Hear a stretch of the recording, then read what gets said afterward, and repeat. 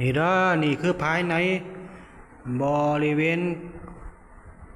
อุโบสถของวัดเกาะพะยามมีพระสังฆกระจายพระสารีบุตรพระโมคคัลลานะ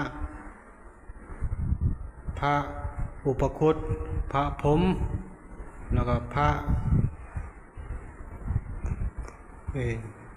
แล้วก็พระราหูที่ไม่มีหนาก็ยังหมู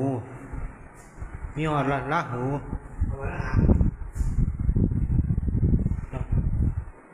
แล้วก็อันนี้ก็ราหูแต่อันนี้บ่หูเด้ออันนี้เป็นยัง